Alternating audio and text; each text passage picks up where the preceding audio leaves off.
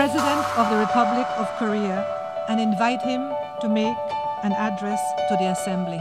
나는 오늘 유엔의 가치와 전적으로 부합하는 이 세 가지 원칙을 바탕으로 유엔과 모든 회원국들에게 한반도의 허리를 가로지르는 비무장지대를 국제평화지대로 만들자는 제안을 하고자 합니다.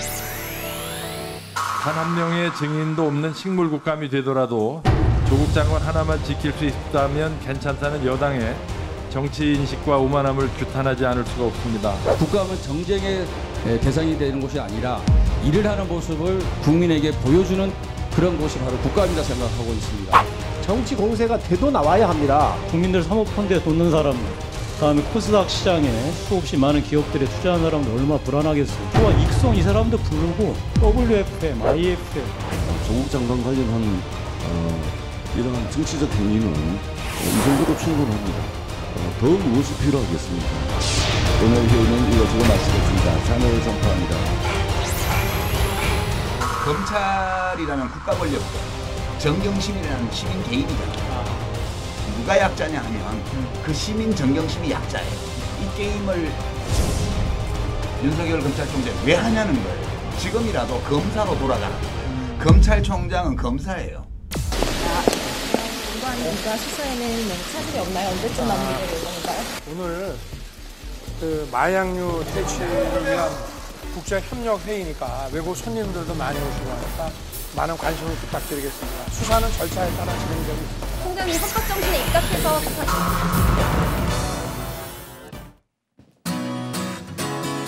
네, 9월 25일 정치부회 시작합니다.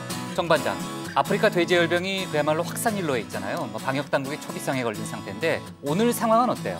네, 일단 어제 저희가 이 시간에 인천 강화에서 의심 신고가 있어서 정밀 검사 들어갔다 말씀드렸잖아요. 7시 40분에 공식적으로 확진 판정을 내렸습니다. 네. 5번째 확진 판정인데요. 오전이에요, 오후에요? 오후 7시 40분? 예, 오후 7시 네. 40분에. 네. 그래서 근데 오늘 또 3건의 추가 의심 신고가 들어왔습니다. 아, 그래요? 네. 인천 강화 그리고 경기 연천 여기 네. 3건인데요. 네. 지금 당국이 조사를 하고 있으니까 네. 결론 나오는 대로 바로 네. 전해드리겠습니다. 그렇게 뭐 자세하게 얘기할 필요는 없어요. 들어가서 얘기하면 되니까. 신 반장, 어제 이제 한미 정상회담 얘기를 어제 저희가 얘기를 했잖아요. 전에 이제 트럼프 대통령이 새로운 방법 뭐 이런 언급을 해서 그게 과연 뭔가 관심이 많았는데 어제는 그 의문이 풀리지 않았는데 한미 정상이 대북 정책의 전환을 논의했다. 뭐 이런 얘기가 추가로 나왔죠. 구체적인 표현을 말씀드리면 이 청와대 고위 관계자의 워딩입니다. 네. 그 대북 정책의 트랜스폼, 근본적인 변화, 전환이 있을 거다. 영화 그래요? 트랜스포머 보면은 뭔가 큰 변화가 있을 때 쓰는 단어 로봇가 아니에요? 막 변하잖아요. 그런 식의 대전환이 있을 수 있다 이런 표현인 것 같고요. 네. 지금 북한이 체제 안전 보장을 요구하고 있는데 네. 북미 관계에도 변화가 있을지가 주목됩니다. 좋습니다. 우리 들어가서 왜 웃어요? 들어가서 얘기를 좀 이어갑시다. 갑시다.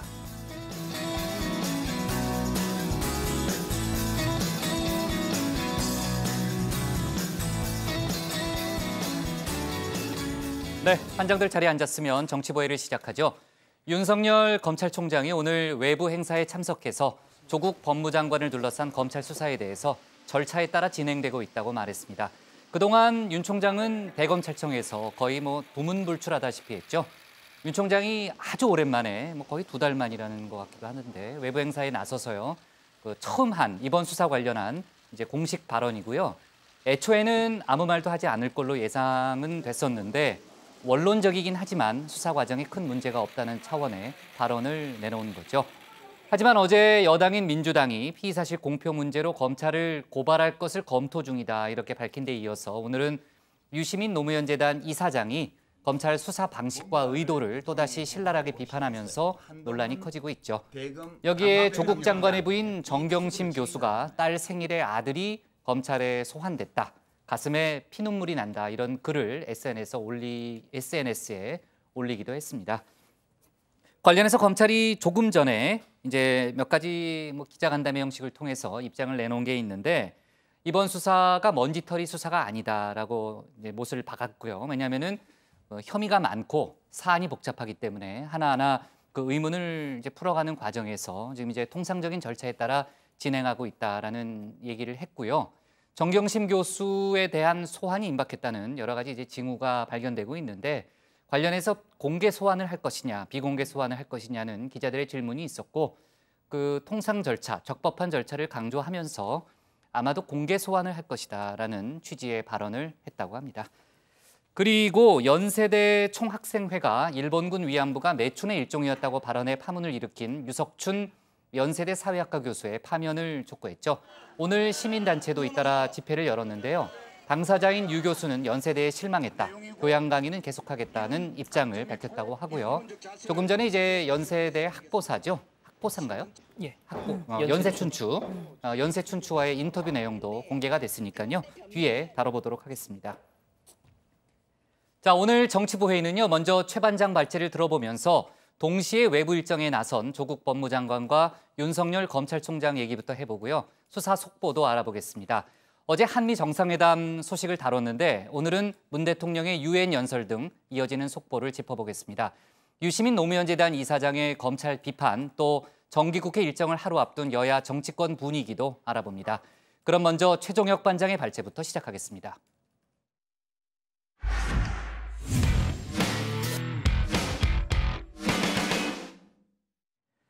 윤석열 검찰총장이 조국 법무장관 관련한 본격적인 수사가 시작된 이후 처음으로 공식 석상의 모습을 드러냈습니다.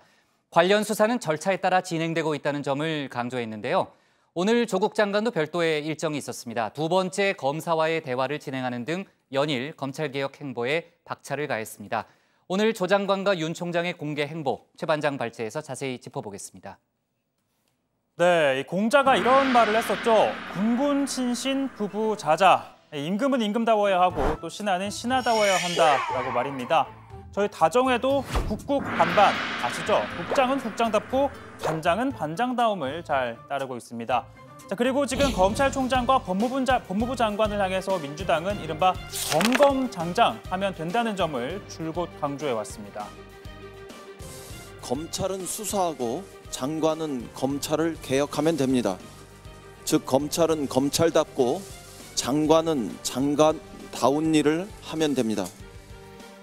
자, 그런 점에서 윤석열 검찰총장, 조국 법무장관 지금 검검장장 잘 따르고 있죠. 먼저 검찰은 장관 가족을 둘러싼 각종 의혹에 대해 수사를 속도감 있게 진행하고 있습니다.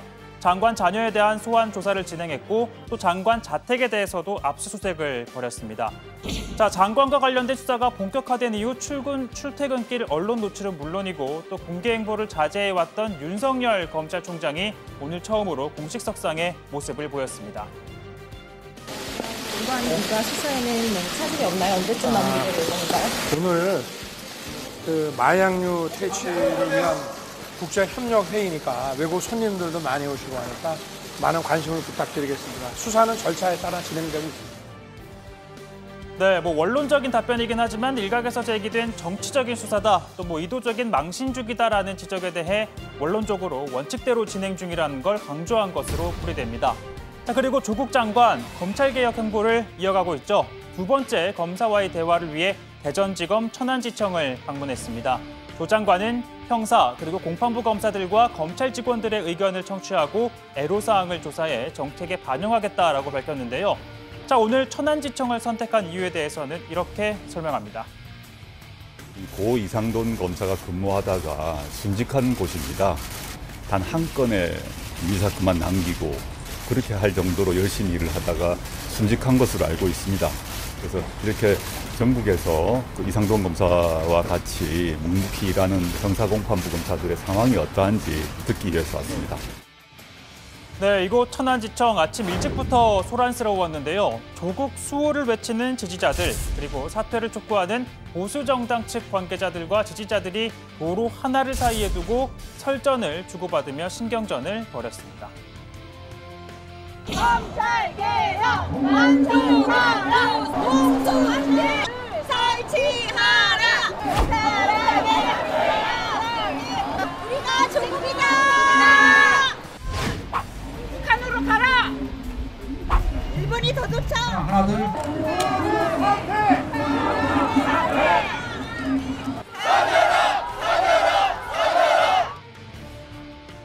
네, 검찰과 장관 측의 공방전 본격화되고 있죠. 동양대 총장 명의의 표창장을 위조한 혐의로 재판에 넘겨진 정경심 교수 측이 재판 절차가 시작이 됐으니까 수사 기록을 열람하고 또 복사해 줄 것을 요청을 했습니다. 하지만 검찰은 거부했죠. 관련 수사가 진행 중이기 때문에 관련법에 따라 거부할 수 있고 수사 정보가 유출되면 수사에 방해가 될 수 있다는 이유에서입니다. 자, 이렇게 장관과 검찰의 불편한 동거. 사실 두 사람을 임명한 문재인 대통령이 이런 그림을 그리진 않았을 겁니다. 대통령과 여당 두 사람 모두 검찰개혁의 적임자다라고 평가를 했죠. 다만 민주당 내에서는 윤석열 검찰총장에 대해 우려가 없었던 건 아닙니다.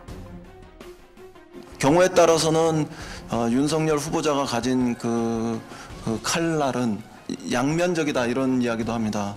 우리 정부에게도 경우에 따라서는 쉽게 말씀드리면은 우리 정부의 이야기도 듣지 않고 자신의 원칙대로 강직하게 행동할 수 있다 이런 것에 대해서 걱정이 있을 정도니까요. 자, 그렇긴 하지만 솔직히 검찰총장으로 윤석열만한 사람이 없다 또는 별만한 사람이 됐다며 호평을 아끼지 않았죠. 그러나 지금 펼쳐지고 있는 상황만 놓고 보자면 앞서 이인영 원내대표가 우려했던 걱정이 점차 커지고 있는 건 사실입니다. 정말로 말이 안 나오는 상황이 왔습니다. 현직 법무장관 집을 압수수색을 하는 그것도 11시간이나 걸쳐서 이 사태를 보고서 무슨 말을 해야 될지 어떻게 대응을 해야 될지 좀 어이가 없습니다. 검찰에 의해서 모든 게 다 그리 만료되는 그런 지금 정황입니다. 자, 그러다 보니까 이날 이 의원총회에서는요, 검찰 수사가 과도하다, 정치적인 모습을 보이고 있다라는 성토가 쏟아졌는데요. 이 검찰을 피의사실 유포 혐의로 고발에 강하게 대응해야 한다는 주장이 나왔고, 이미 민주당은 피의사실 공포 사례를 취합하고 법리 검토를 한 다음 검찰 관계자에 대한 고발 여부 결정할 방침인데요. 자, 이를 두고 야당은요, 블랙 코미디가 따로 없다고 지적합니다. 유죄 판결 판사를 적폐몰이하더니 이번엔 검찰을 고발하겠다고 합니다. 머지않아 윤석열 총장 퇴진을 공공연히 외칠 여당입니다. 여당의 밀실 조국 구하기는 완전히 이성을 상실했습니다. 네, 그리고 민주당 내에서도 대통령이 임명한 검찰을 고발한다는 건 집권 여당의 길 포기하는 것이다 라면서 말도 안 되는 소리라는 우려 섞인 목소리가 나오기도 했죠. 다만 민주당은 피의 사실을 유포한 검사 개인을 고발하겠다는 것이지 검찰을 고발하는 게 아니라며 당과 검찰의 대립이 아니라는 점을 강조했습니다. 자, 오늘 발제 이렇게 정리합니다. 조국 두 번째 검사와의 대화, 윤석열 수사 절차 따라 진행입니다. 네, 맞춘 건 아닌데 하필이면 오늘 또 조국 장관과 윤석열 총장이 이제 동시에 외부 행사에 참석을 했기 때문에 아무래도 이제 언론의 관심을 받았죠. 조국 장관 같은 경우에는 어제 저희가 예고했던 대로 두 번째 검사와의 대화 시간을 가졌습니다. 첫 번째 대화와 형식은 좀 비슷했어요. 그러니까 직원들을 먼저 만나고 그다음에 평검사들을 만났고 역시 간부급 검사들은 배석하지 않았습니다. 그러니까 간부급을 제외하고 정말 자유로운 분위기에서 허심탄회하게 얘기하자는 그런 자리였던 거죠? 네, 그렇습니다. 조국 장관은 우선 오늘 오전 10시부터 1시간 동안 수사관 등 약 직원 20여 명과 차를 마시면서 검찰 제도와 조직 문화 등에 대해서 의견을 들었습니다. 이들은 인사와 복지 문제 등에 시선이 좀 아까 딴 데 보는 것 같았었는데 어디 보면 건의한 것으로 알려졌는데요. 이어서 11시부터 오후 1시까지 평검사 13명과 점심 도시락을 먹으면서 대화를 나눴습니다. 천안지청 검사는 21명으로 이 중 평검사는 16명인데 공판 등으로 불참한 3명을 제외하고는 모두 참석을 한 겁니다. 조 장관은 이들로부터 진솔한 얘기를 들었다면서 의견들을 취합해서 검찰개혁 개선안을 만들겠다 이렇게 밝혔습니다. 검사분들하고 검찰 직원분들로부터 현재 이제 마련되어 있는 검찰개혁 방안, 그다음에 형사공판부 우대 강화 방안, 그다음에 검찰 직원분들의 향후 지위나 처우 개선 방안 등에 대해서 진솔한 얘기를 들었습니다. 제가 주로 경청을 했고요. 오늘 들은 얘기를 다 취합을 해서 법무부 차원에서 어떤 개선안을 만들 것인지 고민하겠습니다. 예, 감사합니다. 네, 장관님, 검찰 수사받는 상황에 대해서는 검사들은 어떤 얘기를 했나요? 특별한 얘기는 없었습니다. 네, 법무부는 앞서 의정부 지검에서 진행된 1차 간담회와 오늘 간담회에서 나온 의견 등을 수렴해 검찰국과 검찰개혁추진지원단 등에서 검토한 다음 제2기 법무검찰개혁위원회의 첫 안건으로 다뤄서 정책에 반영할 예정입니다. 네, 이렇게 이제 검사와의 대화도 진행하고 있고 어제 이제 최 반장이 소개했던 대로 국민 제안, 그러니까 검찰개혁 국민 제안 코너도 어제 문을 열었죠. 관련한 그 제안이 많이 들어오고 있다는 그런 소식도 있더라고요. 이렇게 조 장관의 행보 저희가 이제 다뤄봤는데 검찰이 조 장관을 둘러싼 수사에 착수한 지 약 한 달 만에 윤석열 검찰총장도 사실상의 첫 외부 행보에 나섰습니다. 아까도 이제 저희가 여러 번 그 발언을 들어봤지만요. 이번 수사 관련한 공개적으로 이번 수사 관련해서 처음으로 이제 곧 공개 언급을 한 거죠? 네, 그렇습니다. 윤 총장이 지난 7월 취임한 이후에 취재진과의 접촉을 최대한 피해왔고 특히 조 장관에 대한 수사가 시작되면서 출퇴근길 언론 노출은 물론이고 또 식사도 검찰청 내 구내식당에서 주로 하면서 외부의 모습을 전혀 드러내지 않았었습니다.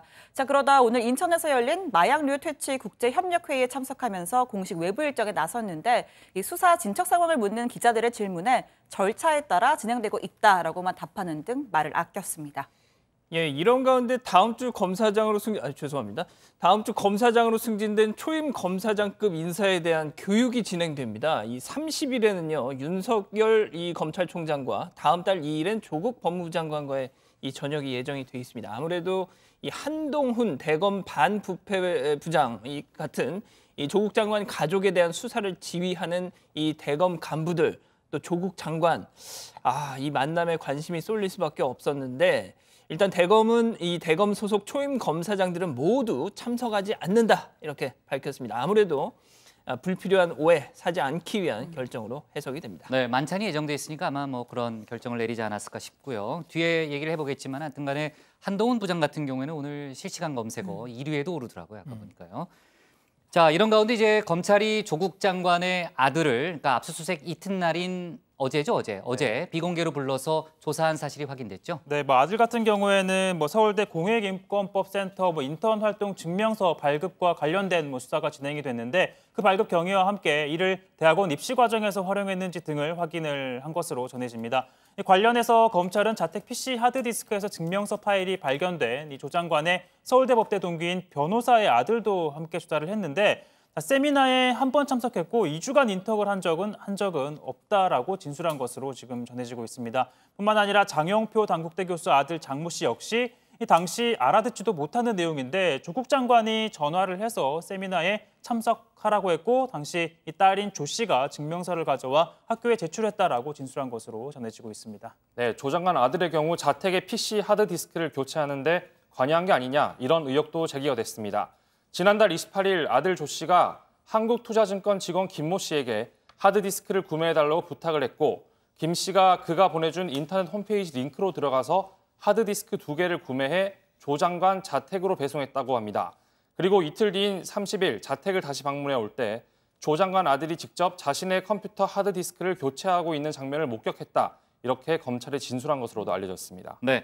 딸과 아들이 검찰 조사를 받은 것과 관련해서요. 조국 장관의 부인 정경심 교수가 페이스북에 글을 올렸는데 피눈물이 난다 이런 심경을 밝혔죠. 예, 정 교수 아들이 오늘 새벽 3시쯤에 집에 귀가했다라고 이런 소식을 전하면서 이런 글을 SNS에 올린 겁니다. 아들이 조서를 보니 참 나쁜 놈으로 산 것으로 돼 있더라라고 말하는 걸 보고 아들이 자존감이 무너졌나 보다라면서 가슴에 피눈물이 난다라고 했습니다. 앞서 먼저 2차례 조사를 받은 딸에 대한 언급도 했는데 어제가 마침 이 딸 생일이었답니다. 예, 딸 생일이었지만 아들이 조사를 받느라 가족끼리 밥 한 끼를 못 먹었다는 이런 얘기도 했습니다. 그러면서 2차 소환에 임한 딸이 부산대 성적, 유급 운운하는 부분에서 모욕감, 서글픔에 한참을 울었다고 한다라고도 했습니다. 아울러 자신에 대한 언론의 관심이 집중되는 데 대해서도 덫에 걸린 쥐새끼 같았다라는 표현까지 해가면서 불쾌한 신경을 내비쳤습니다. 이 정경심 교수의 입장과 관련해서 검찰이 조금 전 그 기자간담회 형식을 통해서 밝힌 입장이 있는데요. 네. 이 정경심 교수가 혹은 조사를 받은 개인이 느낀 감정에 대해서는 검찰이 특별히 입장을 밝힐 건 있는 건 아니지만 네. 최대한 조사 과정에서 잡음이 발생하지 않도록은 했다라는 입장을 밝혔습니다. 아, 그래요? 좋습니다. 아무래도 지금 여러 가지로 예민한 상황이잖아요. 네. 자, 검찰이 조 장관 가족이 투자한 사모펀드 관련한 수사에도 속도를 내고 있는데요. 저희도 이제 며칠 전에 다뤄봤던 내용이죠. 익성 펀드라고 있습니다. 그러니까 펀드의 핵심 투자처이기도 한 자동차 부품업체, 그러니까 익성 펀드라고도 많이 불렀죠. 익성의 임직원들을 불러서 조사를 하고 있다는 거죠. 네, 그렇습니다. 이 조 장관 가족이 투자한 사모펀드 운용사 코링크피의 소위 자금줄이라는 의혹을 받고 있죠. 자동차 부품 제조업체 익성의 이모 대표와 직원들을 검찰이 오늘 오전부터 소환해서 조사하고 있습니다. 코링크는 익성이 코스닥 상장을 위해서 맞춤형으로 설립한 운용사라는 의혹을 받고 있고요. 특히 코링크의 실소유주로 의심받는 조 장관의 오촌 조카 조범동 씨가 이 대표의 자금을 관리하는 등 관계를 맺어온 것으로도 알려졌습니다. 검찰은 코링크가 배터리 펀드를 만들어 상장사인 WFM을 통해 익성의 우회 상장을 하는 시나리오를 세웠고 이 과정에서 익성의 주변 자금이 WFM의 주가 조작 등에 이용됐을 가능성 염두에 두고 수사하고 있습니다. 자, 사모펀드 이 같은 과정을 정경심 교수가 알고 있었는지 여부가 아무래도 핵심이겠죠. 현재까지 드러난 바로는 정 교수가 이 코링크 주주 명부에 이름을 올리고 있는 등 2016년 2월 이게 설립 때부터 회사의 존재를 알고 있었던 것으로 보이는 정황이 좀 곳곳에서 드러나고 있습니다. 또 우회 상장의 통로로 의심이 됐다고 한 이 WFM으로부터 자문료 명목으로 1,400만 원을 받은 사실이 확인이 됐죠. 그리고 남동생 역시 6억 원 상당의 WFM 주식 12만 주를 보유하고 있는 것으로 나타난 상황입니다. 지금 상황이 이렇다 보니까 정경심 교수의 소환 일정이 임박했다라는 관측이 나오고 있는데 검찰 관계자 이 소환 일정은 정해지지 않았지만 이 소환을 한다면 통상적인 절차에 따라 진행을 하겠다라고 밝혔습니다. 그럼 통상적인 절차가 뭐냐라는 거에 대해서는 곧 1층 출입문을 통해 출입하는 것이다라고 설명을 했는데요. 그러니까 앞서 비공개로 이루어진 자녀들과는 달리 정경심 교수의 경우에는 공개적으로 소환하겠다라는 방침을 밝힌 걸로 보입니다. 네, 그러네요. 그러니까 정경심 교수도 이제 한때 소환에 불응하고 있다는 보도가 나왔는데 관련해서 사실이 아니다라는 입장을 밝혔고 지금 이제 검찰과 소환 일정을 조율하고 있을 것으로 일단 추정은 됩니다. 검찰이 공개 소환 쪽으로 일단 방향을 정한 듯 보이네요. 좋습니다. 오늘 기사 제목은 이렇게 정할게요. 윤석열 조국 수사 절차에 따라 진행으로 잡겠습니다. 다음은 신혜원 반장의 발제를 들어보겠습니다.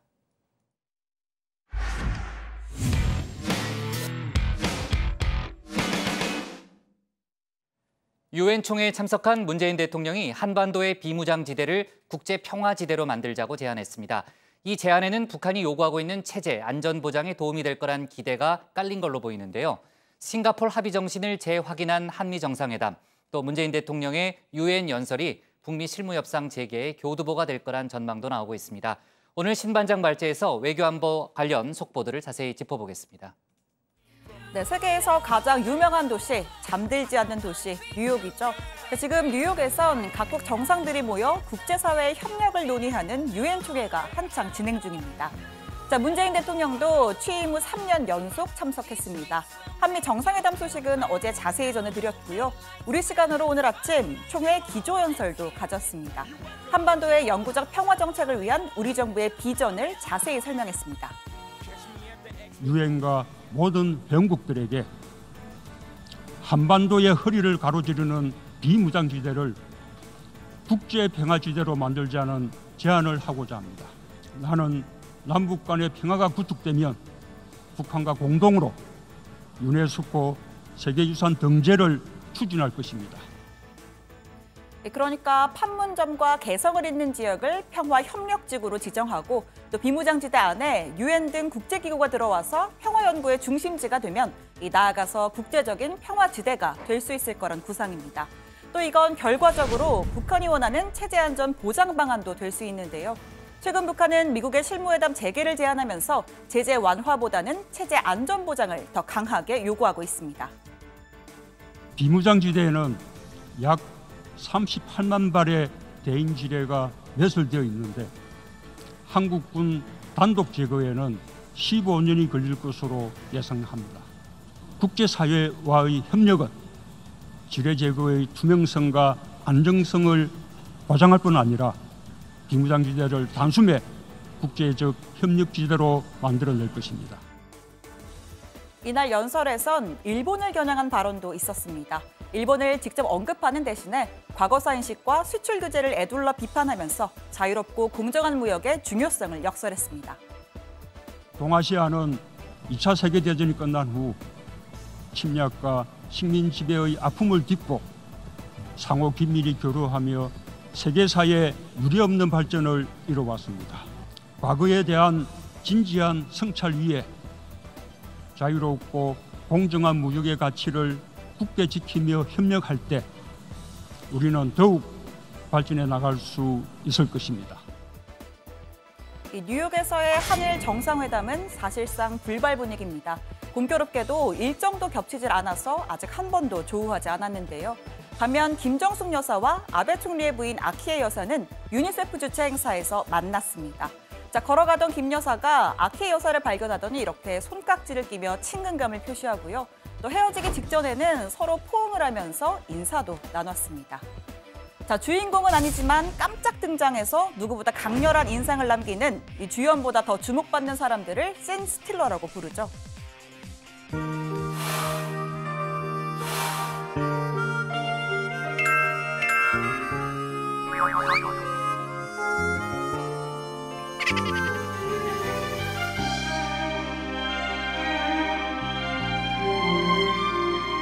홍준표 징계해야로 제목을 잡겠습니다. 뒤에 막 지나가네요. 병반장. 예, 병반장 오늘 처음이라서 그래요. 발제 타이틀. 오늘 야당 발제는 이렇게 정리를 하겠습니다. 자, 이렇게 정반장같이 씬 스틸러 유엔 총회에서도 있었습니다. 자, 먼저 트럼프 대통령의 기조연설 현장인데요. 중국, 이란, 베네수엘라 등 미국과 갈등을 빚고 있는 국가들을 아주 대차게 비판했습니다. 특히 베네수엘라의 지도자 마두로 대통령을 독재자, 쿠바의 꼭두각시라고 지칭하면서 맹 비난했죠. 자, 그런데 청중석에 앉은 이 여성, 연설은 아랑곳 않고 독서 300영입니다. 베네수엘라의 외교관 다니엘라 로드리게즈인데요. 우리 정부 욕하지 마라 이렇게 항의하듯 책상 위에 책을 올리고 대놓고 읽고 있습니다. 자, 연설이 끝난 뒤에는 아예 이렇게 책 읽는 사진을 본인의 트위터에 올렸습니다. 트럼프 대통령이 인종차별주의와 제국주의 연설을 할 때 읽은 책이다. 베네수엘라 만세라고 적었고요. 또 책 소개까지 했습니다. 남미 독립운동 지도자인 이 샤론 볼리바르와 관련된 책이라고 합니다. 자, 유엔 총회의 두 번째 씬 스틸러, 이번에도 트럼프 대통령과 연관이 있습니다. 아시다시피 트럼프 대통령은 지구온난화 같은 기후변화를 믿지 않는 기후변화 회의론자로 알려져 있는데요. 2017년엔 전임자 오바마 전 대통령이 서명한 파리 기후변화 협정에서도 탈퇴했습니다. 자, 그런 그가 예고에도 없이 기후행동 정상회의 현장에 깜짝 등장했습니다. 한 15분 정도 회의 내용을 듣더니 다시 휙하고 나가버렸습니다. I'm a big believer in clean air and clean water, and all countries should get together and do that, and they should do it for themselves. Very, very 네, 트럼프 대통령이 떠난 후에 기후행동 정상회의 연단에는 아주 앳된 얼굴의 한 소녀가 등장했습니다. 올해 나이 16, 스웨덴 출신의 10대 환경운동의 아이콘 그레타 툰베리입니다. 탄소를 배출하는 비행기 대신 이렇게 요트를 타고 뉴욕에 왔다고 합니다. 자, 툰베리는 우리는 대멸종의 시작점에 서 있는데 당신들은 돈, 끊임없는 경제 성장에 대해서만 얘기하고 있다라면서 아주 격정적인 어조로 세계 정상들을 질책했습니다. I shouldn't be up here. I should be back in school on the other side of the ocean. You have stolen my dreams and my childhood with your empty words. 네, 그런데 트럼프 대통령도 뒤늦게 이 연설을 봤나 봅니다. 트위터에 연설 일부를 올리고는 이렇게 적었는데요. 밝고 멋진 미래를 기대하는 매우 행복한 어린 소녀로 보인다. 만나서 반갑다라고 했습니다. 사실상 조롱이 섞여 있는 인사로 보입니다. 자, 그러자 이번엔 툰베리의 반격입니다. 본인의 트위터 자기소개 문구를 트럼프 대통령이 언급한 밝고 멋진 미래를 기대하는 행복한 어린 소녀라고 그대로 바꿨습니다. 자, 나를 조롱하려는 것 같은데 나는 눈 하나 깜짝 안 해. 뭐 이런 뜻으로 해석이 되죠. 참고로 툰베리는 올해의 노벨 평화상 후보자입니다. 여차하면 트럼프 대통령과는 노벨상을 다투는 라이벌이 될지도 모르겠습니다.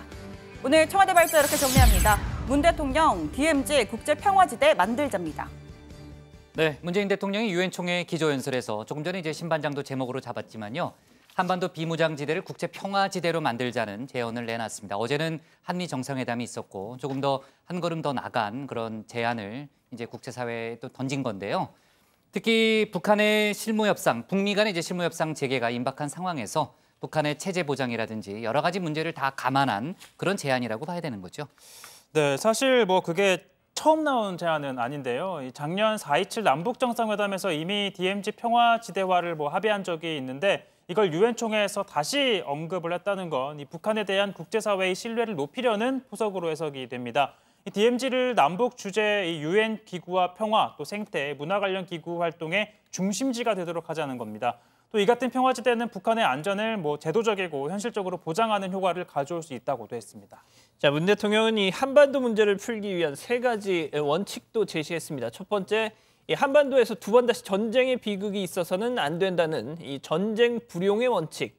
두 번째, 한국은 북한의 안전을 보장하고 북한도 한국의 안전을 보장하길 원한다는 이 상호 간 안전 보장의 원칙. 마지막으로 서로 공동의 번영을 위해서 협력하는 게 진정한 평화라는 이 공동 번역의 원칙, 이렇게 3가지입니다. 자, 어제 한미 정상회담에서 두 정상이 북한에 대해서 무력 행사하지 않는 기존의 공약 재확인했다라고도 했는데 유엔 총회 기조 연설까지 이렇게 종합을 해보면 향후 협상 과정에서 북한의 이 체제 안전 지켜주겠다 방점이 찍힌 걸로 보입니다. 잠깐 들어보시죠. 앞으로도 한국은 유엔의 목표를 실현하는 데 책임과 역할을 다하고 유엔의 궁극적 이상인 국제평화와 안보가 한반도에서 구현될 수 있도록 함께 노력하겠습니다. 국제사회의 지지와 협력으로 칼이 쟁기로 바뀌는 기적이 한반도에서 일어나길 기대합니다. 감사합니다.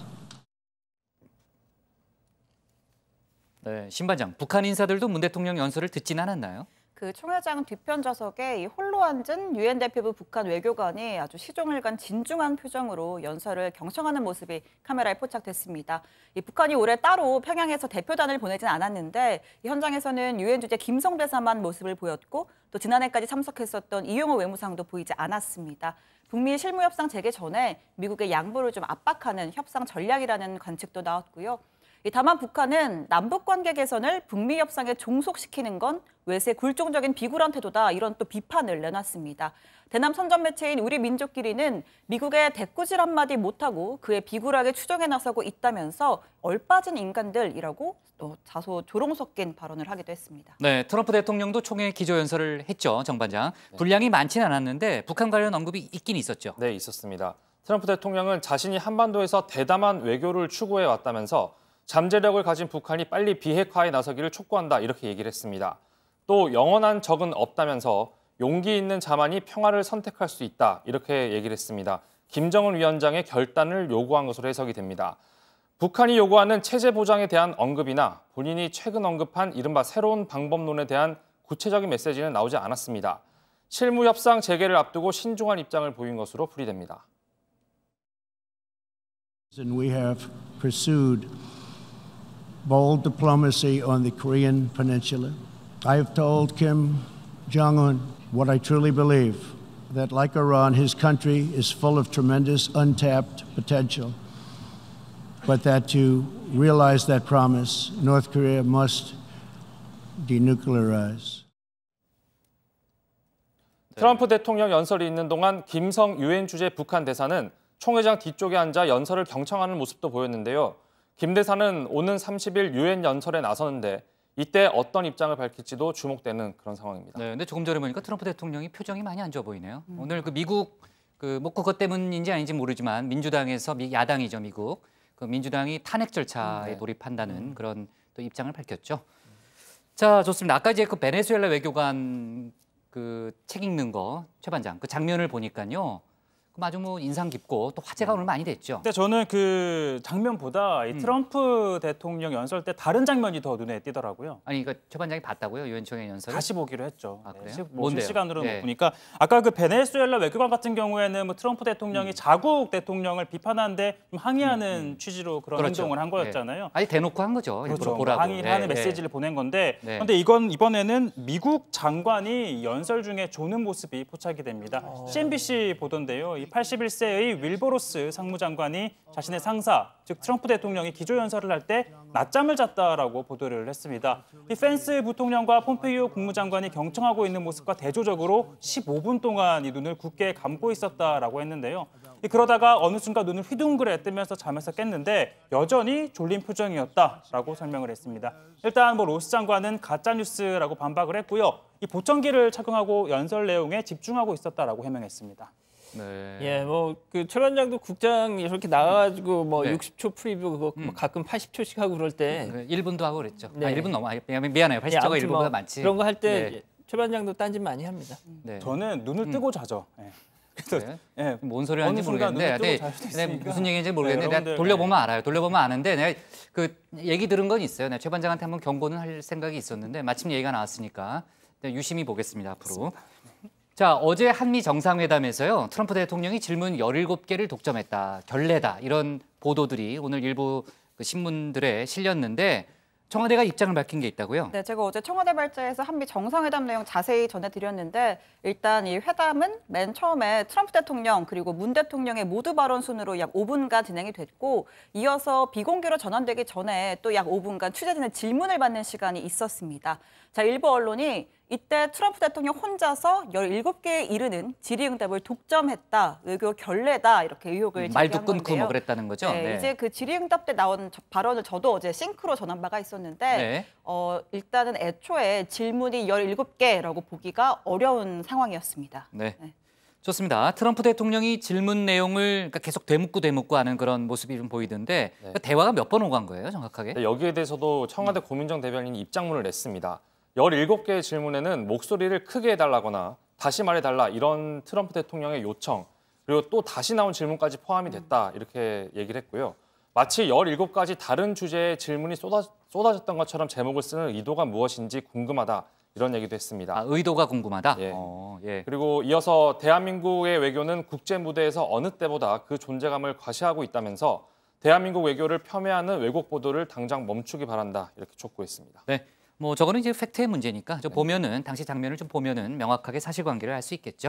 자, 오늘 청와대 발제 이렇게 정리하겠습니다. 문 대통령 DMZ 국제평화지대 만들자로 제목을 잡겠습니다. 다음은 양원보 반장의 발제를 들어보겠습니다.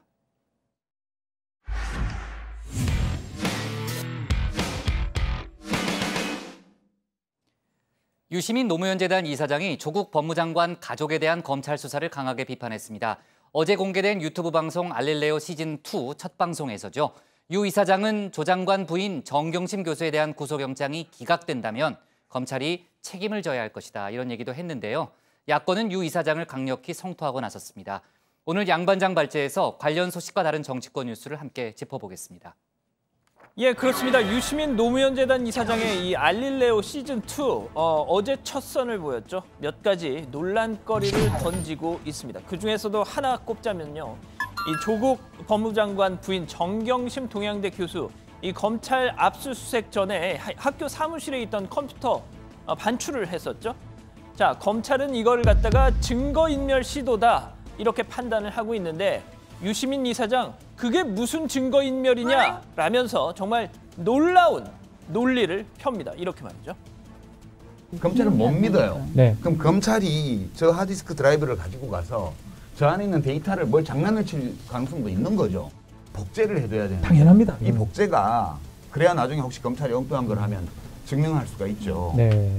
그래서 이거를 거기 필요한 파일들을 자기가 USB를 꽂아서 이제 복사하는 그걸로는 안 되고 그렇죠. 그 하드디스크 드라이브 전체를 시스템 전체를 복제해야 돼 이미지. 증거인멸 시도가 아니에요. 증거를 지키기 위한 거지. 내가 정경심 교수의 처지라도 그렇게 할 것 같아요.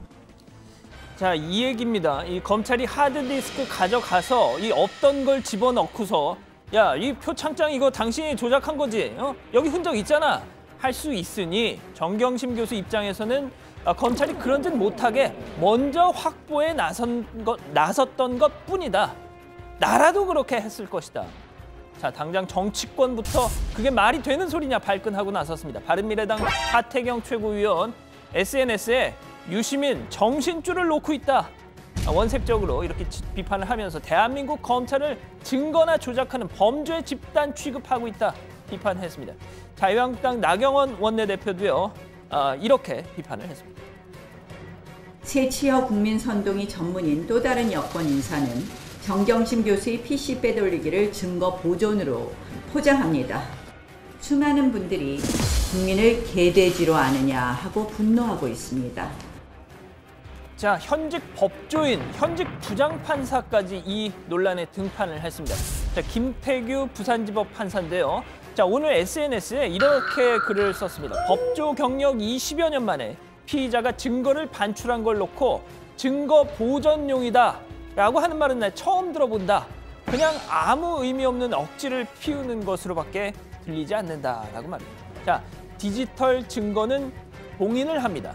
그리고 포렌식을 할 땐 변호인을 입회해서 진행을 하죠. 증거 조작 쉽지 않다는 말이겠죠. 자, 유시민 이사장은요, 또 정경심 교수는 약자다 했습니다. 현직 법무부 장관의 배우자이긴 하지만 피의 사실을 흘리면서 여론 재판을 하는 검찰에게는 시민 정경심은 약자다라고 한 거죠. 때문에 검찰은 이런 책임 져야 할 것이다 경고하기도 했습니다. 영장이 기각되면 책임을 져야 돼요. 네. 이 국정농단 수사보다 더 많은 수사 인력을 가지고 한 달 반 동안 70군데 가깝게 압수수색을 하고 이렇게 했는데 영장이 기각될 정도로 이 수사 결과밖에 못 냈다 하면 최초의 판단이 잘못된 거잖아요. 자, 하지만요, 이 구속영장의 기각 여부와 유무죄 여부, 이건 이 별개의 영역이라는 거 유시민 이사장도 잘 알고 있을 겁니다. 자, 구속영장 기각됐어도 나중에 유죄 받는 경우 얼마든지 있으니까. 자, 유시민 이사장 마지막으로 윤석열 검찰총장에 대한 섭섭함 감추지 않았습니다. 이렇게요. 윤석열 검사는 검사로서 매우 유능하고 집요하고 원칙과 정도를 지키는 사람이라고 판단해왔어요. 윤석열 검찰총장이 검사로서의 정도를 벗어났고요. 자, 그런데 딱 2년 4개월 전이네요. 2017년 5월에 방송됐던 썰전에서 윤 총장을 가리켜서 유시민 이사장이 이런 말을 한 적이 있습니다. 서울중앙지검장 이런 사람이 해야 된다고 봐요. 그래야 지금 청와대에 새로 들어간 분들, 앞으로 정부에 들어갈 분들이 좀 조심할 거 아니에요. 자, 다음 소식입니다. 600여 개 시민사회단체가 참여하고 있는 아베 규탄 시민행동, 오늘 이렇게 연세대 정문 앞에서 집회를 했습니다. 일본군 위안부 피해자 망언 파문 낳고 있는 이 대학 유석춘 교수의 파면을 요구한 거죠. 자, 하지만 유 교수 못 먹어도 곱니다. 난 교양 강의 계속 할 것이고 니들 언론이 이 사회의 암이다. 그리고 내 모교 연세대에도 실망했다. 자, 그런데 어제였습니다. 연구실에서 봉변당했습니다. 인터넷 언론 서울의 소리 백은종 대표의 항의 과정에서 벌어진 일이었는데요. 이렇게 말이죠. 들어있네요. 아이고, 매국노 유석춘 여기 있네.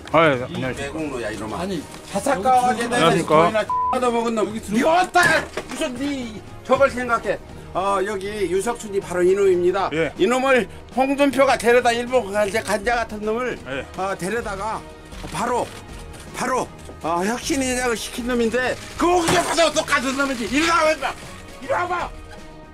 자, 유 교수 뭐 저렇게 굳이 체증을 하지 않더라도 경찰에 그냥 이 동영상을 갖다 내면 될 것 같은데 말이죠. 자, 어쨌든 그게 중요한 게 아니고 이 유석춘 교수 발언에 대해서 누군들 저렇게 분노하지 않겠습니까? 하지만 저번에 주옥순 엄마부대 봉사단 대표 때도 그렇고 물리력 행사만큼은 좀 자제해야 한다. 다시 한번 말씀드리고 싶습니다. 오늘 준비한 소식은 여기까지입니다. 네. 자, 유석춘 교수가 이제 연세대 학보사죠. 연세춘추와 인터뷰를 했는데 그 내용이 조금 전에 이제 공개가 됐습니다. 제가 읽어가면서 좀 얘기를 하면요. 일단 핵심적인 내용은 이거네요. 잘못한 게 있어야 사과하는데 사과할 일이 없다. 이런 언급을 했고요. 학문의 자유를 보장해달라 이런 얘기를 했습니다. 그리고 그 여러 가지 얘기를 했는데 그 여자가 피해를 주장하면 문제가 되는 게 현실이고 나로서는 이제 의도하지도 않은 일이 이렇게 논란이 커졌다라는 얘기를 했습니다. 그 본질적인 논란이었던 위안부 문제 관련해서요. 민간에서 벌어진 매춘의 성격도 강하다 이런 주장을 역시 이제 반복을 했고요. 그 당시 우리나라 여성들을 강제로 끌고 갔다고 주장하는데 아니라는 증거도 많다 이런 얘기를 했습니다. 어쨌든 아까 이제 마지막에 양 반장도 설명했지만 연세대에 실망했다 이런 얘기도 했다는 거잖아요. 네, 그러면서 이제 그 관련 수업, 문제가 된 수업은 이제 중단했지만 다른 수업은 계속하겠다는 그런 입장을 밝힌 것으로 알려져 있습니다. 네. 자, 유시민 이사장 그 발언 얘기를 하면요. 오늘 뭐 하루 종일 정치권에서도 아까 이제 나경원 원내대표 발언도 들어봤지만 논란이 됐죠. 그만큼 이제 유 이사장의 발언이 그러니까 유 이사장의 영향력이 그만큼 크다 이렇게도 좀 볼 수 있는 거고요. 자, 오늘 이제 뭐 검찰 입장에서는 이제 유시민 이사장이 검찰을 정면 비판한 거기 때문에 뭐 어떻게 보면 불편할 수도 있는데 입장을 내놓은 게 있다면서요? 네, 뭐 앞서 얘기한 대로 가장 논란이 되는 부분, 뭐 전경심 교수의 컴퓨터 반출이 증거인멸이 아니라 증거 보전이다 하는 주장에 대해서 반박을 한 겁니다. 자, 검찰 관계자, 이 검찰은 압수수색을 진행하면서 디지털 정보의 무결성 유지를 위해 포렌식 전문가들이 절차에 따라 이 전자적 이미징 방법으로 컴퓨터 등 이 저장 매체에 저장된 정보를 복제하고 있다라면서 자, 이런 방법은 보편적으로 인정되는 디지털 증거 확보의 방법이고 이 전자정보 접근 변경 기록은 모두 보존이 되기 때문에 조작할 수 없음은 너무나 명백하다라고 반박을 한 겁니다. 네, 아까 이제 부산지법 김태규 부장판사, 그러니까 현직 부장판사죠. 예, 그 SNS 글을 소개했는데 조금 더 자세히 얘기를 해볼까요? 네, 김 판사는 SNS, 자신의 페이스북을 통해서 수사 주체, 즉 검찰이 증거를 조작할 거라는 아무런 근거 없이 피의자가 미리 그걸 예단하고 증거를 빼돌린다는 유시민 이사장 말은 말문을 막아버린다면서 국정농단, 사법농단, 적폐청산은 그 온갖 칼부림이 일어날 때 그 검찰도 모두 증거를 조작한 것인지부터 살펴봐야 한다 이렇게 얘기를 했습니다. 그리고 혹시 그때의 검찰이 지금의 검찰과 다른 주체라고 하실런가 이렇게 반문을 한 겁니다. 지금은 글을 내렸다면서요? 네, 이게 원래 본인의 페이스북 친구들한테 공개가 된 건데요. 이게 기사화가 되면서 논란이 되니까 현재는 불편한 감정을 드러내면서 삭제를 한 그런 상황입니다. 네, 사실 뭐 판사 한 명 한 명한테 무슨 뭐 성향을 얘기하는 게 좀 되게 조심스럽긴 한데 일단 법조계에서는 그동안 김 부장판사가 강제징용 판결을 비판하는 등 약간 보수 성향이 짙었다 뭐 이런 정도의 평가는 있더라고요. 자, 문재인 대통령의 아들 준용 씨와 자유한국당 곽상도 의원 간의 신경전이 뭐 연일 이어지고 있고요. 아시다시피 곽 의원이 문 대통령 가족 문제를 오랫동안 이제 많이 제기를 했죠. 국회에서도 문제 제기를 했고 준용 씨는 SNS를 통해서 지금 공식 대응에 나선 상황이죠. 네, 일단 좀 순서대로 정리를 네. 해드리면요. 지난 21일에 한국당 전희경 대변인이 논평을 통해서 대통령의 아들이 소프트웨어 개발 업체를 설립하고 그 업체가 정부가 주도하는 소프트웨어 교육 선도학교의 코딩 교육 프로그램을 납품해오는데 아버지의 찬스가 있지 않았는지 궁금하다. 이렇게 논평에서 주장을 합니다. 자, 그러자 준용 씨가 곧바로 자신의 SNS에 그게 왜 아버지의 찬스인지 대상을 똑바로 말하고 근거를 내라. 찬스 없이 열심히 살고 있으니 걱정하지 말라. 이렇게 응수를 또 한 거죠. 아, 그러니까 그때부터 곽상도 의원하고 공방이 시작된 거군요, 양 반장. 예, 그렇습니다. 그 글을 본 곽상도 의원이 바로 다음 날 아니 아버지 찬스 없이 산다는데 정말 그랬으면 좋겠다라고 이제 말문을 열면서 자, 문 대통령의 며느리 장모 씨의 시아버지 찬스가 없었는지 살펴볼 예정이다라면서 그러니까 준용 씨의 부인 얘기를 본격적으로 꺼내기 시작한 겁니다. 근데 준용 씨 부인이 어떤 일이 있었길래 지금 곽 의원이 문제 제기를 한 거예요? 예, 일단 곽상도 의원은 또 이렇게 주장을 합니다.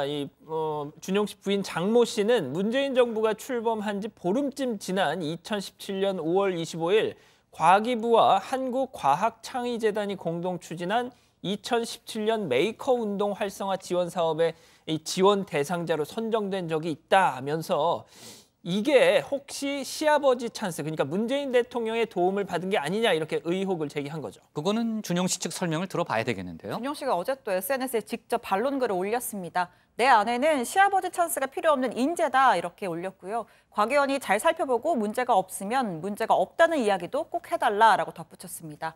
자, 관련해서 준용 씨 부인 장모 씨가 직접 월간조선 인터뷰에서 밝힌 내용이 있는데 내가 진행했던 사업은 시아버지의 당선 전에 한 것들이고 당선 후에는 내 이름으로 제안서를 제출하고 사업을 딴 적이 한 번도 없다라고 밝혔습니다.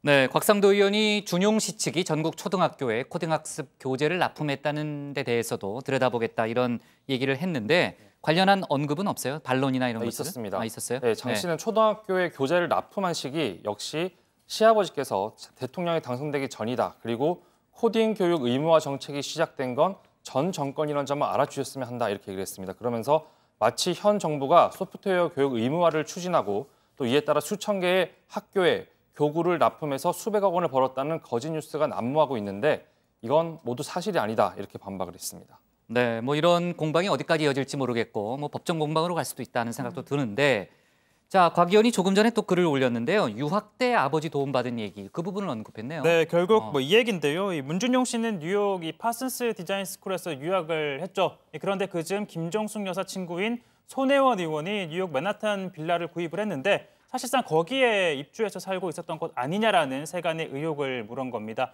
생활비는 또 뭐 어떻게 조달을 했냐는 건데요. 이 곽상도 의원은 이 본인의 미국 유학 관련 아버지 찬스에 대해 이참에 다 밝혀주면 좋겠다라고 했고요.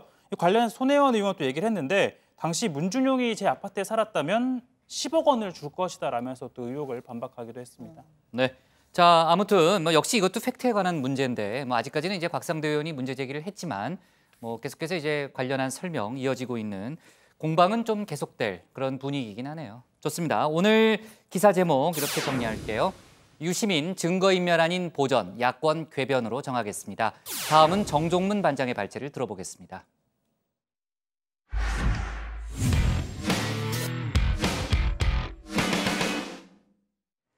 국회 대정부 질문이 내일부터 시작됩니다. 저희가 어제도 얘기했던 것처럼 이번 대정부 질문을 관통하는 키워드는 역시 조국 법무장관입니다. 여당 쪽에서는 정쟁으로 끌고 가지 말라 이렇게 주장하고 있지만요. 야당은 쉽게 물러설 것 같은 분위기가 아닙니다. 국정감사 시작도 하기 전에 증인 채택을 놓고 강하게 부딪히고 있는데요. 오늘 정 반장 발제에서 국회 상황 자세하게 짚어보겠습니다. 네, 여야 원내대표들이 합의한 대정부 질문은 예정대로 내일부터 다음 달 1일까지 4일간 진행됩니다. 26일 정치, 27일 외교 통일 안보, 30일 경제, 다음 달 1일 교육 사회 문화입니다. 누구의 입을 주목해야 할지 짚어드립니다. 첫날인 내일 정치 분야에 오를 의원들 한번 보시죠. 한국당 의원 5명, 민주당 의원 5명, 그리고 바른미래당 의원 2명입니다. 검사 출신 권성동, 주광덕, 곽상도 의원을 전진 배치했습니다. 삭발 원조죠. 한국당 언론장악저지특위 위원장 맡은 박대출 의원도 나옵니다. 바른미래당 이태규 의원 역시 만만치 않습니다. 지난 7월에도 정치 외교통일 대정부 질문에 나서서 강경화 외교장관을 몰아세운 모습 인상적이었습니다. 조국 장관 관련 질의가 나올 교육, 사회, 문화 분야 대정부 질문으로 한번 가보겠습니다. 자녀 교육과 밀접하게 연관이 돼 있어서 조 장관에 대한 야당의 집중 공세가 나올 수밖에 없습니다. 자유한국당은 수석 대변인이자 복지위 간사인 김명현 의원을 앞세웠습니다. 부산의료원, 당국대 의대 등 조국 장관 관련 질문 나올 수 있습니다. 그리고 조국 장관 곧 사퇴할 것이라고 주장했던 강효상 의원도 보이네요. 또 청년 비례대표인 한국당 신보라, 바른미래당 김수민 의원은 조국 사퇴와 관련한 청년층의 분노 질문할 수 있습니다. 더불어민주당은 원내수석 부대표 지낸 박완주, 법사위 간사 송기현 의원을 앞세워서 방어망을 펼칩니다. 국회는 오늘 하루 종일 증인 채택 문제를 놓고 다퉜습니다. 국정감사법에 의하면 7일 전까지 감사 대상 기관의 통지를 해야 되고 증인 채택 역시 마무리해야 합니다. 다음 달 2일 국정감사 시작하니까 일주일 전이면 딱 오늘입니다. 아침부터 팽팽하게 기싸움 벌였습니다. 민주당은 정쟁 증인은 받아들일 수 없고 민생 증인만 받을 수 있다 이런 입장을 공고히 했고요. 한국당은 물러서지 않았습니다. 정쟁 국회 노, 그다음에 민생 국회 예스 이렇게 얘기했잖아요. 그러니까 정쟁 증인 노, 민생 증인 예스 이 기조로 임한다. 반복적으로 말씀드렸습니다. 대부분 상임위에서는 소위 철벽 방어로 들어갔습니다. 우리가 관련된 증인을 전혀 채택하고 있지 못해서 증인이 전혀 없는 국감이 되는 상임위가 속속 나타나고 있습니다. 그래서 양쪽 사령탑이 입장을 분명히 했으니 정투 벌어지고 있는 상임위원회에서 증인 협상이 결렬된 건 어쩌면 당연한 일입니다. 오늘 3군데 상임위에서 증인 채택을 시도를 했습니다. 가장 크게 부딪힌 건 법제사법위원회 법사위였습니다. 조국 장관 등 기관 증인 말고 일반 증인만 69명을 신청을 했습니다. 인사청문회 때 요청한 증인과 겹치는 사람 많습니다. 조국 장관 일가는 당연히 들어갔고요. 딸 논문 관련한 당국대 의대 장영표 교수도 포함이 됐는데 불발됐습니다. 각 상임위에서 전체적으로 조명해 볼 때 민주당은 이번 국정감사를 완전히 조국 방탄감사로 만들려고 작심을 한 것 같습니다. 이래서는 국회가 정부를 견제하고 감시할 수 있는 기능을 민주당이 완전히 훼손시킨 것입니다. 조국 방탄 국정감사 그것이 아니라 조국을 빌미로 해서 정치 선동작으로 만들려고 하는 국정감사가 아닌가 하는 생각을 할 수밖에 없습니다. 금융위원회, 금융감독원 등을 소관하는 상임위인 정무위에서 조국 법무장관을 둘러싼 최대 의혹, 가족펀드 의혹이 나올 수밖에 없습니다. 조 장관 부인인 정경심 동양대 교수와 오촌 조카 조모 씨 등 관계자들을 증인으로 신청했지만 더불어민주당은 본질을 벗어나는 일이라면서 맞섰습니다. 조국 장관 일가의 사모펀드 문제를 주무상임위인 정무위에서 검증하는 것은 민의의 대변자이자 국회로서 당연한 의무이자 소임입니다. 단 한 명의 증인도 없는 식물국감이 되더라도 조국 장관 하나만 지킬 수 있다면 괜찮다는 여당의 정치인식과 오만함을 규탄하지 않을 수가 없습니다. 현재 수사 중인 사건인데 오면 뭐 할 말 없을 거예요. 모릅니다 할 텐데 왜 꼭 불러야 하나. 정치적인 목적인 거 아니냐, 이 현안 질의보다는 그런 생각이 들어서. 국회 과학기술정보방송통신위원회에서는 조국 장관 딸의 논문 제1저자 등재를 문제 삼았습니다. 이 논문이 취소가 됐으니 연구윤리 문제를 다뤄야 한다면서 정경심 교수와 딸을 증인으로 신청했습니다. 역시 여당이 반발하면서 접점 찾지 못했습니다. 네, 다음 아프리카 돼지열병 관련 소식입니다. 어제 정치부 회의를 마친 이후인 오후 7시 40분쯤 인천 강화군에서 5번째 확진 판정이 있었습니다. 오늘 오전엔 인천 강화군 한 농가에서 의심 신고 다시 접수됐고요. 이 외에도 2건이 추가로 접수가 됐습니다. 역시 당국에서 정밀 조사에 들어갔는데 결과는 나오는 대로 전해드리겠습니다. 오늘 의심 신고까지 확정 판정을 받으면 6번째, 그리고 7번째, 8번째까지 갈 수 있습니다. 당국은 26일 내일 정오까지 일시 이동 중지를 선포하면서 방역 작업에 모든 역량을 쏟아붓고 있습니다. 어제 강화군을 포함하여 아프리카 돼지열병이 이번 주에만 3건이 발생하였습니다. 내일 정오까지 일시 이동 중지 기간입니다. 이 기간 동안 중점 관리 지역으로 확대 편입된 인천, 경기, 강원 지역은 농장 초소 설치 등 필요한 조치를 마무리하여 주시고 전국 모든 지역의 양돈 농장과 도축장, 사료공장 등 관련 시설들을 지자체에서 꼼꼼히 점검하고 철저한 소독을 해주시기 바랍니다. 최소 5만 마리를 살처분해야 되는 상황인데 살처분에 문제는 없는지, 그리고 가격 폭등 염려는 없는지 자세한 내용 자리로 돌아가서 전해드리겠습니다. 오늘 발제 이렇게 정리합니다. 대정부 질문 앞둔 국회, 여야 국감 증인 전쟁. 돼지열병 강화에서 확진 이어 추가 의심 신고입니다. 네, 오늘도 2개네요. 네, 발제 타이틀 오늘은 안 읽었네요. 국장이 발제 2개 한다고 하셔서 한 장에 정리하셨는데요. 그런 모양이네요. 네. 자, 내일부터 국회 대정부 질문이 시작이 되고 이제 뭐 정반장도 얘기했고요. 지금 국회 분위기를 보면 이제 야당 쪽에서는 조국 청문회 두 번째 조국 청문회로 만들겠다는 의지가 강해 보입니다. 대정부 질문에서 조국 법무장관을 세워놓고 질문을 던질 수 있는 거 아니에요? 예, 일단 뭐 대정부 질문 보통 뭐 보셔서 아시겠지만 부처 장관 나와서 직접 의원들 질의에 답변을 하죠. 민주당과 바른미래당 의원들은 아마도 뭐 그렇게 할 것 같습니다만, 근데 한국당이 지금 조금 애매합니다. 왜요? 예, 일단 뭐 아시겠지만 한국당은 당 차원에서 어제 법원에 이 조국 장관에 대해서 직무 효력 정지 가처분 신청을 냈습니다. 그러니까 당신 장관으로 인정하지 않을 테니까 하겠다는 그런 의지의 표현인 거죠. 그러니까 사실상 피의자인 상태에서 법무장관직 수행하면 안 된다. 그러니까 법원에다가 정지시켜달라 이겁니다. 자, 그러니까 생각해 보십시오. 법무장관 수행하면 안 된다라고 법원에 저렇게 까지 갔는데 법무장관 자격으로 본회의장 연단에 올려서 불러 세우는 거는 어떻게 보면 약간 좀 논리적 모순일 수 있다라는 지적인 거죠. 그래서 일단 당에서도 의원들 개별 판단에 맡기기로 했다는 겁니다. 당연히 뭐 세우겠다는 의원도 있고 조금 고민 중이라는 의견도 있다고 하네요. 네, 뭐 그런 문제가 있겠네요, 진짜로요. 자, 야당의 분위기는 그런 분위기인데 여당 쪽은 어때요, 지금? 자, 일단 뭐 공세를 차단하는 데 집중을 하고 있습니다. 그런데 이 속사정은 좀 복잡해 보이는데요. 어제 이 의원총회가 있었습니다. 여기 분위기를 보면 좀 일부 언론을 통해 비공개 의총 분위기가 보도가 되고 있는데, 자, 비공개로 9명의 의원들이 조국 장관과 관련된 발언을 했다고 합니다. 뭐 우려를 나타내는 의원도 있었다고 하고요. 대표적인 게 조국 장관 인사청문회에서도 비판적인 시각 내비쳤던 금태섭 의원이라고 합니다. 또 참석자들 의원을 종합해 보면 이 금 의원은 늦었다고 생각할 때가 가장 빠르다. 한 번 더 결정을 해야 할 상황이 오는데 그때는 당이 잘 결단해야 한다. 이런 발언을 했다고 합니다. 한 번 더 결정해야 될 상황, 지금 수사 상황을 고려하면 정경심 교수의 구속영장 청구라고 봐야 할 것 같은데요.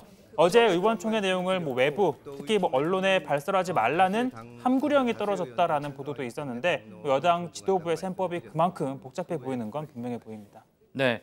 자, 국정감사 증인과 관련한 얘기를 좀 이어가면요. 이번에 롯데 신동빈 회장이 국감 증인으로 채택이 됐다면서요? 네, 그렇습니다. 복지위가 어제 신동빈 롯데그룹 회장을 국감 증인으로 채택했습니다. 계열사인 롯데푸드가 거래를 할 때 지위를 남용했다는 의혹, 그리고 업체의 위생 문제 등에 대해서 따져 묻겠다는 건데요.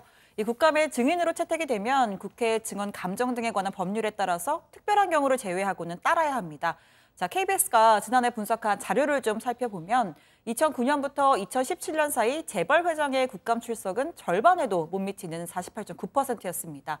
외국계 기업 사장 68%보다 훨씬 낮은 숫자였고요. 자, 그런데 또 무턱대고 불출석했다가는 재판에 넘겨질 수도 있습니다. 2012년에 정무위 증인으로 채택이 됐는데 불출석한 재벌 총수회가 4명에 대해서 법원이 1,000만 원이 넘는 벌금형을 선고한 바가 있고요.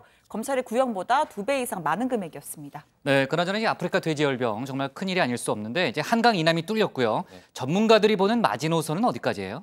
네, 일단 지금까지는 경기 북부의 접경 지역 그리고 김포, 인천, 강화까지 확진 판정이 있었습니다.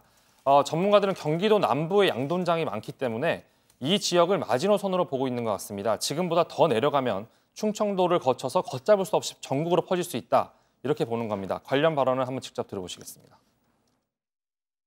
지금 마지노선이라고 얘기를 하게 되면 경기 이남까지가 마지노선인데 경기 이남에도 양돈장이 많습니다. 그렇기 때문에 경기 남동 쪽으로 넘어가지 않게끔 이제 최대한 막는 게 어떻게 보면 마지노선이죠. 그 이하 지역에는 또 양돈장이 상당히 많기 때문에 그렇습니다. 충청도 지역에는.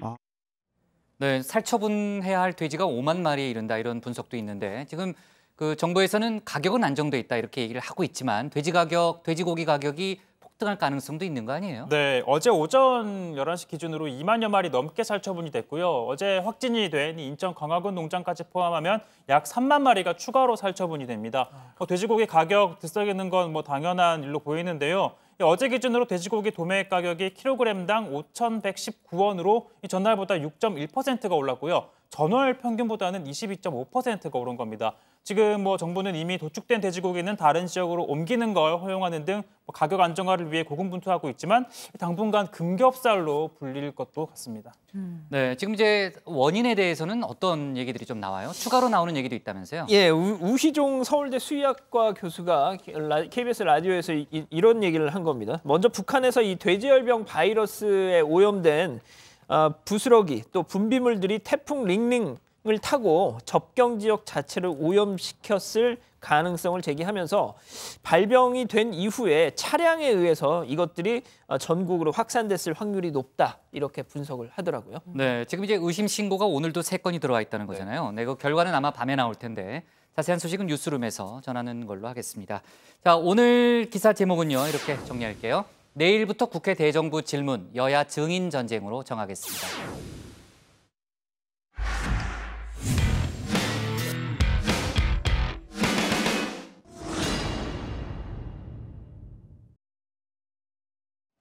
안녕하세요. 톡쏘는 정치의 강정입니다. 지난해 말에 진료하던 조현병 환자가 휘두르 흉기에 숨진 고 임세원 교수 기억하시죠?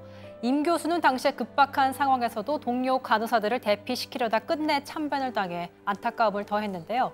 자, 이 사건을 계기로 100개 이상의 병상을 갖춘 병원에는 경찰청과 연결된 비상벨을 설치하고 1명 이상의 보안 인력을 배치하는 등의 의료진 안전 대책이 담긴 이른바 임세원 법이 만들어지기도 했습니다.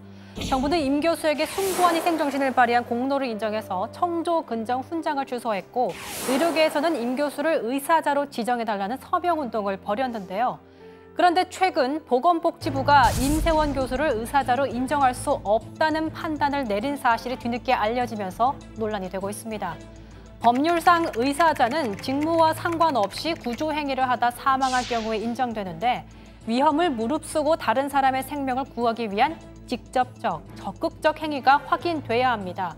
보건복지부는 사건 당시에 CCTV를 확인했지만 임 교수의 행동이 이에 해당하지 않는 것으로 판단해 의사자 지정 요건에 맞지 않다는 결론을 내렸다는 겁니다.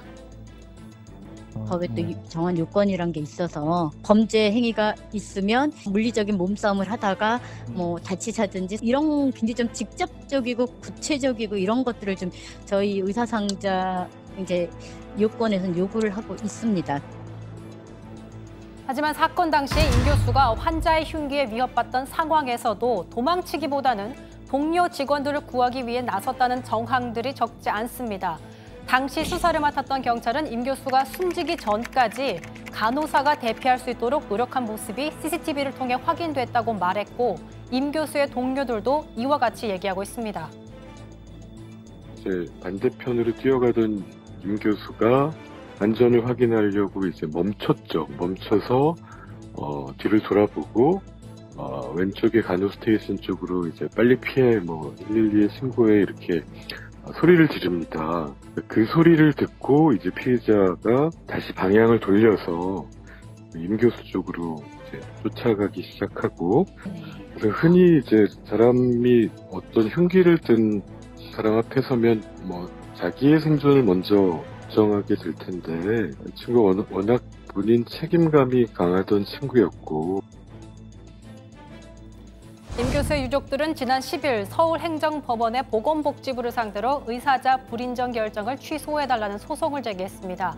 유족 측에서는 임 교수가 단순히 도망가라고 한 번 소리친 것이 아니라 범위대 바로 앞에서 직원들의 대피를 지휘한 증거가 충분하고 현재 보건복지부의 답변을 기다리고 있다고 밝혔는데요.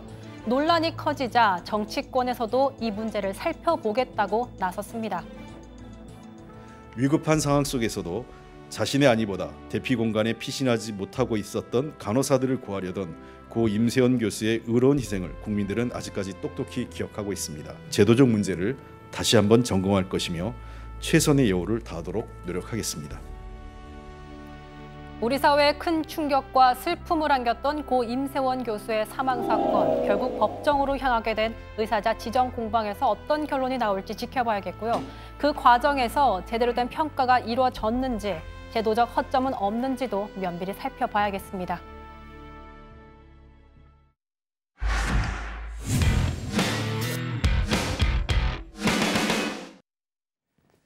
네, 미리 보는 내일 복국장의 60초 프리뷰 시작합니다. 조금 전에 정반장 발제 때 얘기했지만요. 여야가 내일 대정부 질문을 시작으로 20대 마지막 정기국회 일정에 돌입합니다. 내일은 정치 분야인데 야당은 사실상 두 번째 조국 청문회로 규정하고 총공세를 벌일 예정입니다. 반면 민주당은 민생과 개혁에 초점을 맞추겠다는 전략인데요. 내일 국회 분위기 회의 때 자세히 소개하겠습니다. 한미 정상회담과 총회 연설 등 유엔 일정을 마무리한 문재인 대통령이 우리 시간 내일 귀국할 예정입니다.